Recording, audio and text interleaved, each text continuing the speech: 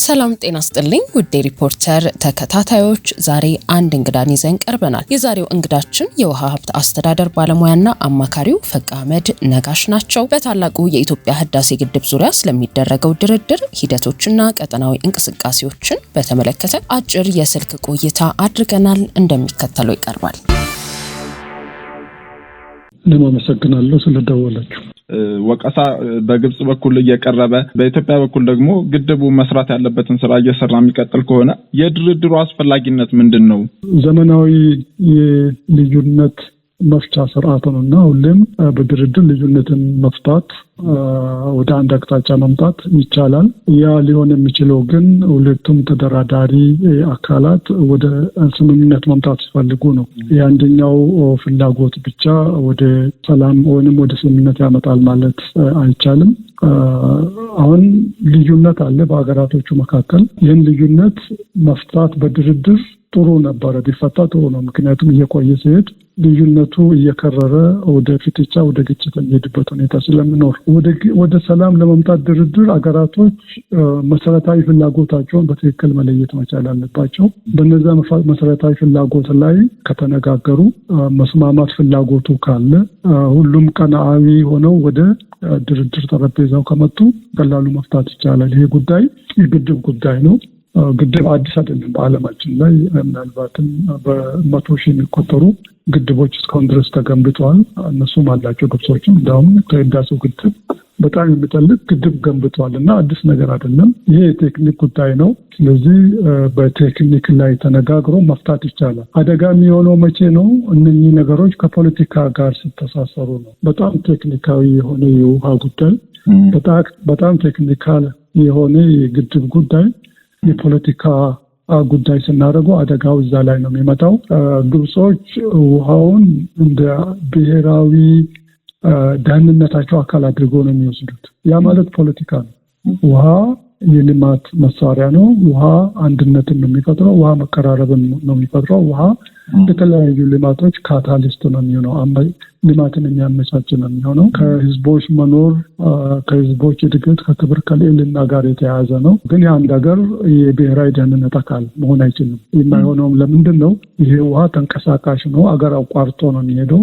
አገር አቋርጦ በራስ ቁጥጥር ስር የሌለን ውሃ አገር ብሔራዊ ደህንነት አካል ማድረግ የዛ ሀገር ብሔራዊ ደህንነት ሁሉም አደጋ ላይ በሌሎች ሀገራት በጎ ፍቃድ ላይ የተመሰረተ እንዲሆን ያደርገዋል። ያን ብቻ ሳይሆን ሶስተኛ አካል ጣልቃ ገብነትን በመጋበዝ ጫና የሚፈጠርበት ሁኔታ እንዲሁም የውሃ ጉዳይ የዓለም አቀፍ የደህንነት ጉዳይ ሆኖ የተባበሩት መንግስታት ሁሉ እንዲገባበት የሚጋብዝ ስለሆነ ውሃ የቴክኒክ ጉዳይ በቴክኒክ ከተያዘ ይፈታል።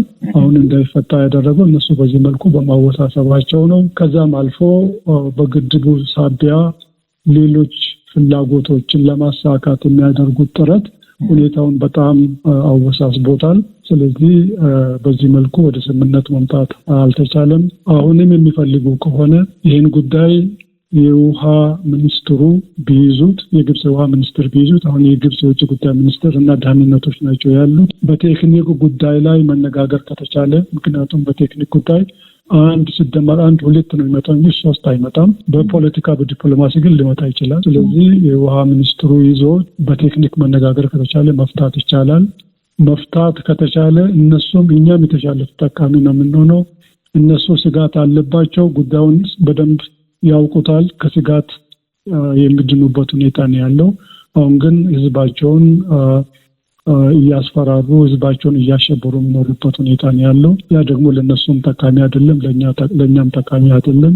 ድርድሩ በዚህ መልኩ የሚቀጥል ከሆነ ለሁለቱም ሀገር ጠቃሚ ነው የሚሆነው። ድርድሩ ግን የፖለቲካ ጉዳይ የሚሆን ከሆነ በዚሁ መልኩ ያው እየተጨቃጨቅን እየተነታረክን የመቀጠሉ አዝማሚያ በጣም ሰፊ ነው የሚሆነው። መልካም። እንደው ከቅርብ ጊዜ ወዲህ የሚታየው የአሜሪካ የማሸማገል ፍላጎት ወይም ጣልቃ የመግባት ፍላጎት ድጋሚ ወደ ድርድር የመምጣት እድል ይታዩታል እርሶ?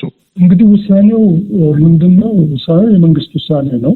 መንግስት ይህን ጉዳይ የሚያየው ከተለያየ አቅጣጫ ነው የሚያየው። ከተለያየ ምልከታ ነው ማየት የሚችለው። እኔ ከቴክኒክ አኳያ ነው የማየው እና እንደ አንድ ቴክኒክ ባለሙያ የአሜሪካ ጣልቃ ገብነት 2019 እንደ አውሮፓ አቆጣጠር ሲመጣ በአብዛኛው የቴክኒክ ባለሙያው አልተስማማበትም። ይህ በጣም ግልጽ ነው።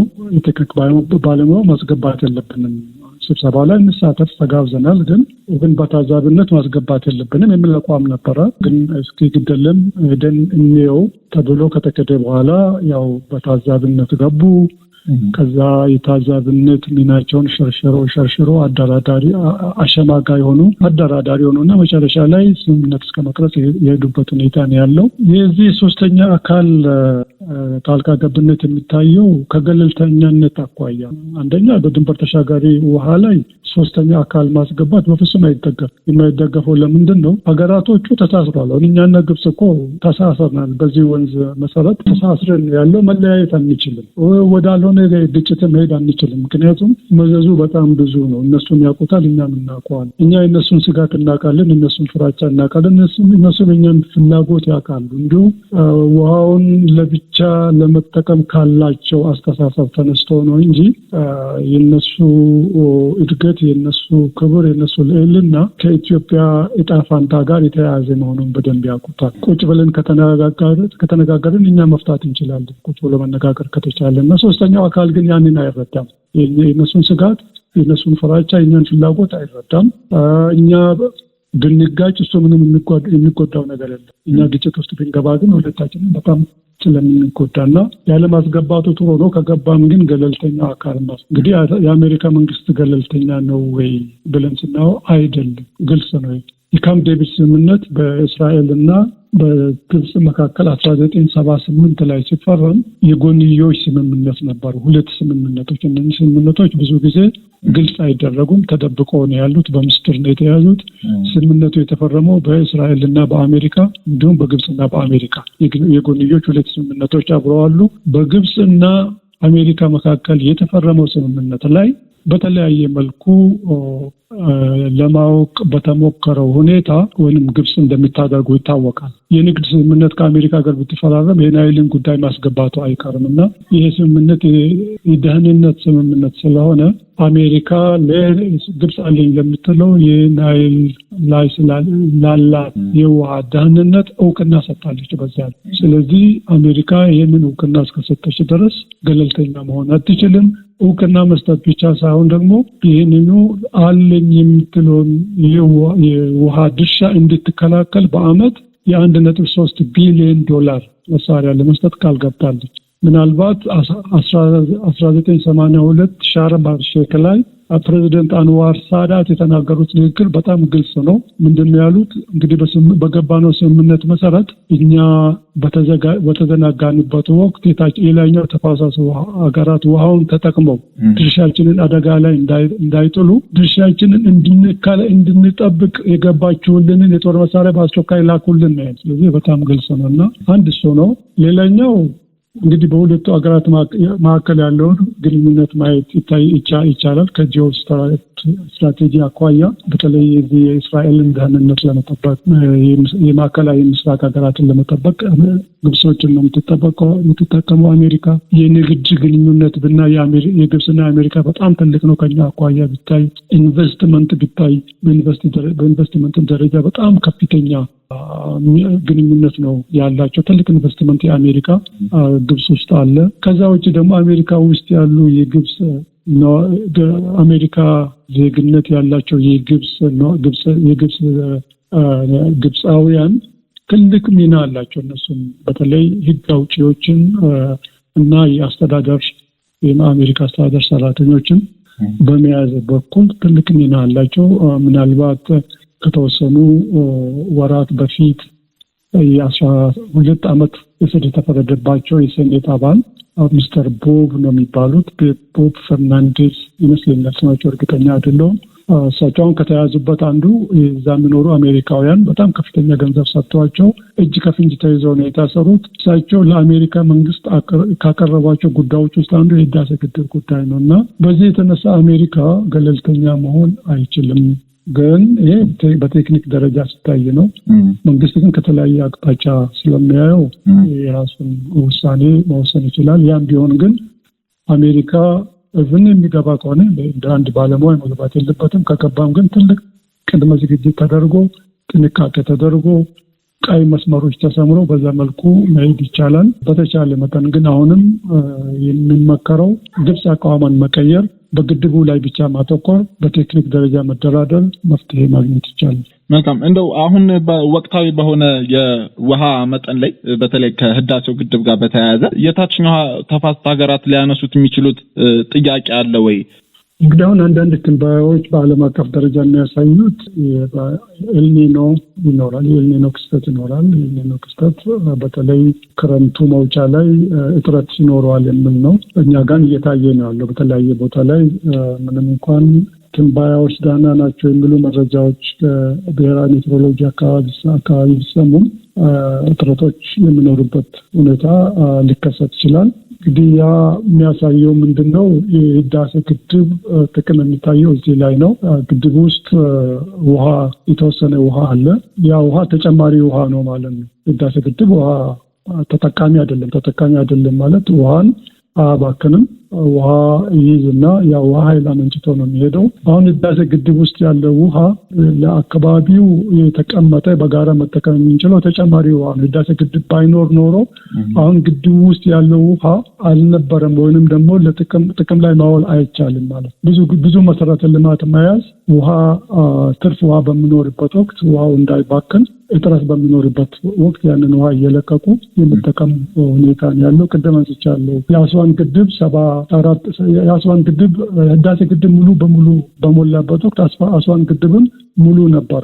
ያ ማለት ህዳሴ ግድብ ባይኖር ኖሮ ህዳሴው ውስጥ ተጠራቅሞ የነበረው ውሃ ወደ ሜዲተራኒያን ወደ በረሃ የሚለቁት ውሃ ነበር እነሱ። ስለዚህ ተጨማሪ ውሃ ነው የያዘው። አሁንም የህዳሴ ግድብ መኖር ለነሱ እንደ አለኝታ ነው የሚሆነው። ውሃው እዚህ ይቆይላቸዋል። እጥረት በሚኖርበት ሰዓት ይለቀቃል። ዋናው ነገር ግን መልካም ግንኙነት ካለ እነሱ በሚፈልጉት ሰዓት ላይ የኢትዮጵያን ጥቅም በማይነካ መልኩ ውሃውን መልቀቅ ይቻላልና የድርድርም አስፈላጊነት ቀናዊ የሆነ ስምምነት ላይ መድረስም አስፈላጊነቱ ለዚህ ነው። አሁን ባለው ሁኔታ ያው ግድቡም ከተጠናቀቀ ወራቶች አልፈዋልና ድርድር ተደረገ አልተደረገ ምን ለውጥ አለው ከሚለው ጉዳይ ብንነሳ ያው እንዳነሳው ግድቡ ተጠናቋል። በአሁኑ ሰዓት ግድቡ በሙሉ ኃይሉ አገልግሎት እየሰጠ ነው ያለው። መጀመሪያውንም የዲፕሎማሲ ስራ እየሰራ ያለው ግድቡ ራሱ ነው። ምክንያቱም ግድቡ በግንባታ ላይ በነበረበት ወቅት በተለይም ደግሞ ውሃ መያዝ በጀመረበት ጊዜ ብዙ ለዓለም ማህበረሰብ ሲነገሩ የነበሩ የተሳሳቱ መረጃዎች ነበሩ። በተለይ ከታችኛው ተፋሰስ ሀገራት እንዲሁም ከግብጽ ማለት ይቻላል የህዳሴው ግድብ ውሃ ሲይዝ የአስዋን ግድብ ወደ በረሃነት እንደሚቀየር ምናልባትም ግድቡ 1 ቢሊዮን ሜትር ኩብ ውሃ በያዘ ቁጥር 2 ሚሊዮን የግብጽ አርሶ አደሮች እንደሚፈናቀሉ እነሱም አሸባሪ እና ስደተኛ እንደሚሆኑ ወደ አውሮፓና አሜሪካ እንደሚሰደዱ ግብጽ ይህንን ስትነግር ነበረ። ይህንን ያደረገችው ያው አውሮፓም ሆነ አሜሪካ አሸባሪ እና ስደተኛ የሚባል ነገር መስማት ስለማይፈልጉ ይህንን የነሱን ስሜት በመነካካት የተለየ ካርድ ለመጫወት አስባ ነበረ። የታላቁ ኢትዮጵያ ህዳሴ ግድብ ሞልቶ 74 ቢሊዮን ሜትር ኩብ ውሃ ሲይዝ የአስዋን ግድብ ወደ በረሃነት አልተቀየረም። ወደ በረሃነት ያለ መቀየር ብቻ ሳይሆን ሙሉ ነበር። የአስዋን ግድብም ከተጠበቀው እንዲያውም የተጠበቀው ለተወሰነ ጊዜ የውሃ መጠኑ ዝቅ ይላል ተብሎ ነበር የተገመተው። ግን በተወሰነ ደረጃ በላይኛው ተፋሰስ የተሻለ ዝናብም ስለተገኘ እኛም ያደረግነው በኢትዮጵያ በኩልም የተደረገው የውሃ አሞላል ኃላፊነት በተሞላው መልኩ የነሱን ግድብ እንዳይጎዳ ተደርጎ ስለተሞላ የአስዋን ግድብ ሙሉ ነበረ። ምናልባትም ለዚህ ምስክርነት ካስፈለገ ጎርፍ አስቸግሮናል ብለው ሲከሱን እንደነበረም ይታወቃል። አስዋን ግድብ ሞልቶ አስቸግሮናል፣ ይሄን ያመጣው የህዳሴ ግድብ ነው ብሎ ደግሞ ተመልሰው በተለየ መልኩ ክስ መሰርቶ ነበርና ይህን በማድረግ ማወቅ ለሚፈልግ አካል በሙሉ የራሱን የዲፕሎማሲ ስራ ሰርቷል ማለት ይቻላል። እንዲሁም ደግሞ ያው ለሌሎች ለሚፈልጉ ሀገራት ኃይል በማቅረብም ሌላ ኢትዮጵያ ዙሪያ ላይ የኢትዮጵያን አቋም ሌሎች እንዲደግፉም የራሱን ጥረት ያደረገበት ሁኔታ ነው ያለው። እንግዲህ በግብጽ በኩል ያለው ሁኔታ ከሱዳን ጋር በመሆን ይታወቃል። የተለያዩ ክሶችን ሲከሱ ነበረ። እነሱ አስገዳጅ ስምምነት መፈረም አለብን የሚል አቋም ነው ያላቸው። ይህም አስገዳጅ ስምምነት ዓላማው ምን እንደሆነ ይታወቃል። እስከዛሬ ከኢትዮጵያ ያላገኙትን አለን የሚሉትን ታሪካዊ የውሃ ድርሻ በህዳሴ ግድብ አስገዳጅ ስምምነት ስም እውቅና ከኢትዮጵያ ማግኘቱ ነው። ይህ በግልጽ መታወቅ ይገባዋል። ሌላ ምንም ዓላማ የለውም። ይህንን ኢትዮጵያ አልተቀበለችም፣ ውድቅ ተደርጓል። እስከ መጨረሻውም ይሞክራሉ። ስለዚህ ያንን ለማድረግ የተለያዩ ሙከራዎች በማድረግ ላይ ነው ያሉት። ቀጥታ የማስፈራራት ስራ ይሰራሉ። የተለያዩ የጣልቃ ገብነት ስራ መስራታቸው አይቀርም። ኢትዮጵያን ከዓለም ማህበረሰብ ጋር ከጎረቤት ሀገር ጋር ለማጋጨት ለመለየትም በጣም ብዙ ስራዎችን ሲሰሩ እንደነበረ ይታወቃል። እንዲሁም እንግዲህ ትልቁ መሳሪያቸው ፕሬዚደንት ትራምፕን መጠቀም ነው። እሳቸውንም ተጠቅመው በተደጋጋሚ በዚህ ጉዳይ ላይ ጣልቃ እንዲገቡና ኢትዮጵያን እጅ እንድጠመዝዙ የራሳቸው ሙከራ አድርጓል። አሁን በማድረግ ላይ ነው ያሉት። በኢትዮጵያ በኩል እየተሰራ ያለው ያው በአብዛኛው ይህን ጉዳይ የማሳወቅ ነው። ግድቡ ኃይል ማመንጫ መሆኑን ለኢትዮጵያ ልማት መሰረታዊ መሆኑን ግን ለሌላ ሀገር ለመጉዳት ምንም ፍላጎት እንደሌለ እንዲሁም ደግሞ ኃይል ማቅረባችን ለጎረቤቶች በተለይ ኬንያ፣ ጅቡቲ በጣም ተጠቃሚ ናቸው። የሱዳንም ኃይል እስከማውቁ ድረስ ለሱዳን እንሰጥ የነበረው እንዳልተቋረጠ ነው። ምንም እንኳን ግንኙነታችን በፊት በነበረው ሁኔታ ባይሆንም ግን የኃይል አቅርቦቱ እስከ ቅርብ ጊዜ ድረስ እንደነበረ ያውቃሉ። አሁንም ሊኖር ይችላል። መረጃ ስለሌለኝ ነው። እነኚህ ነገሮች ራሳቸው ትልቅ የዲፕሎማሲ ግብአት ነው የሚሆኑት በአገራቶቹ መካከልና በዚህ መልኩ የተለያዩ ስራዎች እየተሰሩ ነው። አሁን ላይ ይህ ኮሚሽን ወደ ስራ እንዲገባ የግብጽ ውሳኔ ወይም የግብጽ አቋም ምን ያህል ሚና ይኖረዋል? እንግዲህ ኮሚሽኑን የማቋቋም ስራ እየተሰራ ነው ያለው። ተቋማት ሲቋቋሙ ያው ረጅም ጊዜ ነው የሚፈጅ። በአጭር ጊዜ በፍጥነት በችኮላ የተቋቋሙ ተቋማት ያው በችኮላ ተመልሶ የሚወድቁበት ሁኔታ ስላለ አንድም ጊዜ የሚፈጀው ይሄኛው ነው። እሱ እየታየ ነው ያለው። ሌላኛው ራሱ የኮሚሽኑ አመሰራረት ላይ ትንሽ ውስብስብ ያሉ ነገሮች አሉ ይመስለኛል። ምክንያቱም በስምምነቱ መሰረት ኮሚሽኑ የሚቋቋመው አሁን ያለው የናይል የተፋሰስ መድረክ የናይል ቤዚን ኢኒሺዬቲቭ የሚባለው እሱ እየከሰመ ቀስ በቀስ ወደ ኮሚሽንነት ይቀየራል የሚል ነው። ኮሚሽኑ የዚህ የናይል ተፋሰስ መድረክ ናይል ቤዚን ኢኒሺዬቲቭን መብቱን ግዴታውንና ሀብቱን በመውረስ ነው የሚቋቋመው ይላል። የዚህ የናይል የተፋሰስ መድረክ የግብፅም፣ ሱዳንም፣ ኮንጎም እና ኬንያም እስካሁን ስምምነቱን ያልፈረሙ ሀገራት የጋራ ተቋም ነው። ስለዚህ በፊት የነበረው ምንድነው ሁሉም ሀገር ይህንን ስምምነት ቢፈርም ወይንም ሁሉም ሀገር ዝም ብል የኮሚሽኑን መቋቋም ቢደግፍ ቀላል ነው የሚሆነው። በቃ በአንድ አመት ጊዜ ውስጥ ቀስ በቀስ ናይል ቤዚን የናይል ተፋሰስ መድረክ ስራውን እየቀነሰ ኃላፊነቱን እያስተላለፈ መብቱንና ሀብቱን እያስተላለፈ መጨረስ ይቻላል። አሁን ግን ግብጽ ተመልሳለች። ለ14 አመት ከናይል የተፋሰስ መድረክ መራቅ ብቻ ሳይሆን ለማፍረስ ስትሞክር ከቆየች በኋላ አሁን እኔን ባለቤት በሚል ተመልሳለች። ውስጥ ሆና ኮሚሽኑ እንዳይቋቋም ትልቅ ጥረት እያደረገች ነው ያለችው። ኮሚሽኑ እንደ ሌሎችም አገራት ድጋፍ እንዳይሰጡ የልማት አጋራትም ድጋፍ እንዳይሰጡ ትልቅ እንቅስቃሴ በማድረግ ላይ ነው ያለችው። ስለዚህ ይህንን ቀስ ብሎ ጥበብ በተሞላበት ሁኔታ ለማለፍ ሀገራት እየሞከሩ ነው ያሉት። ጎን ለጎን ግን 6ቱ ሀገራት ኮሚቴ አቋቁመው የተለያዩ አማራጮችን እያዩ ነው ያሉት። ከአማራጮቹ አንዱ የናይል ትብብር መድረክን የምክር ቤት ተሰብስቦ ማፍረስ ሊሆን ይችላል። ምክንያቱም የተቋቋመው በቃለ ጉባኤ ስለሆነ በድምጽ ምርጫ አፍርሰው ሀብቱን ንብረቱን ግዴታውንና መብቱን አዛውሮ መሄድ ይችላሉ። ሌላው ግን 6ቱ ሀገራት ይሄኛውን መድረክ ትተው በራሳቸው ወደዛኛው ያኛን አቋቁሞ ወደፊት መሄድ ይችላሉ። እንዲህ አይነት የተለያዩ አማራጮችን በማየት ላይ ነው ያሉት። በግብጽ በኩል ግን እንደተባለውም መጀመሪያም ድርድሩ ሲጀመር የናይል ትብብር መድረክ ሲጀመር እነሱ ከፊት ነበሩ። ኋላ ላይ ግን ቀስ በቀስ ኢትዮጵያ ከላይኛው ተፋሰስ ሀገራት ጋር አጋርነት በመፍጠር ድርድሩም እነሱ በሚፈልጉት መልኩ ሳይሆን ለተፋሰሱ ሀገራት በሚሆን መልኩ እንዲጠናቀቅ ተደረገ። መድረኩም ቢሆን የነሱ መሳሪያ ሳይሆን የተፋሰሱ ተቋም እንዲሆን ተደረገና ያ ሲሆን ነበር ጥሎ የሄዱት። ከሄዱ በኋላ ግን በተለይ በኢትዮጵያ ተሸንፈናል የሚል እምነት ነበራቸው። አሁንም ከህዳሴው ግድብ ጋር ያያይዙታል። ይሄንንም ካያያዙ በኋላ ወደዚህ መጥተው ኮሚሽኑ እንዳይቋቋም ከተቋቋመም እንደው ዋጋ የሌለው እንዲሆን ከፍተኛ ጥረት በማድረግ ላይ ይገኛሉ። ሀገራቱ ወደ ድርድር ቢመለሱ ምን አይነት ጉዳዮች ላይ ትኩረት ማድረግ ይኖርባቸዋል? በኢትዮጵያ መንግስት በኩል የድርድር ሂደቱ ላይ ድርድር ሂደቱ ወደዛ መመለስ ከተቻለ አንደኛ መሰረታዊ ለውጥ መደረግ መቻል አለበት። አዲስ የተደራዳሪ ቡድን መቋቋም ነው ያለበት። ምክንያቱም በፊት የነበረው የተደራዳሪ ቡድኑ የሄደበት አቅጣጫ የራሱ ክፍተቶች ነበሩት። እነዛን ክፍተቶች ይዞ መቀጠል አይቻልም። እንደ አዲስ ነው ድርድሩ መጀመር አለበት። መረጃውን መጠቀም ይቻላል ያን የነበረውን፣ ግን ያ ከቆመበት መቀጠል አይቻልም። ምክንያቱም ከቆመበት ይቀጥል ከተባለ ግብጽ አሜሪካ ያዘጋጀችው ስምምነት ላይ መደራደር እንደማለት ነው። እሱ ደግሞ የሀገሪቷን ሉዓላዊነት ስለሚነካ በዛ ላይ መደራደር የሚቻል አይመስለኝም። አዲስ ስልት ነው መቀየስ አለበት። አዲስ የድርድር ስልት መዘጋጀት መቻል አለበት። የድርድር ሂደቱን የውሃ ሚኒስቴር ነው መያዝ አለበት። የቴክኒክ ጉዳይ ስለሆነ የውሃ ሚኒስቴር መያዝ አለበት። አዲስ ስልት አቋቁሞ ውሃ ሚኒስቴር እየመራው ድርድሩ መካሄድ አለበት ደግሞ በግድቡ አመታዊ የውሃ አለቃቀቅ ላይ ነው። ምናልባት እነሱ ከድርቅ ጋር የተያያዙ ነገሮችን ማንሳት ይቻላል።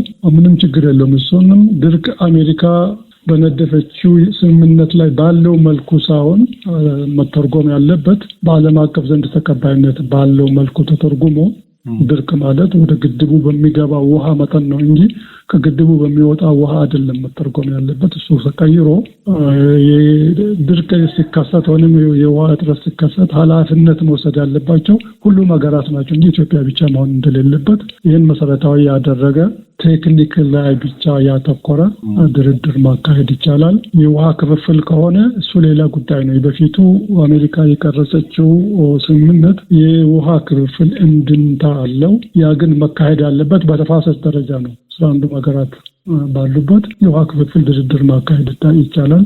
ኢትዮጵያ ብቻ በዚህ ላይ ኢትዮጵያ ብቻ የምትሳተፍበት ሁኔታ ስለሌለ የግድቡ አመታዊ የውሃ አለቃቀቅ ላይ መደራደር ይቻላል። እነኚህን ቅድመ ሁኔታዎች አስቀምጠው እጅግ አድርጌ አመሰግናለሁ አቶ ፈቃ አህመድ ለሰጡን ጊዜ። አመሰግናለሁ።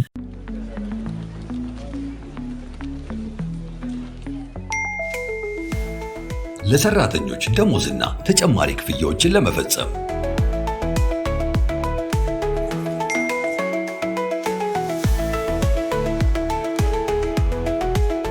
ከዶላር፣ ዩሮ እንዲሁም ፓውንድ አካውንቶ ወደሚፈልጉት አካውንት ገንዘብ ለማስተላለፍና ክፍያ ለመፈጸም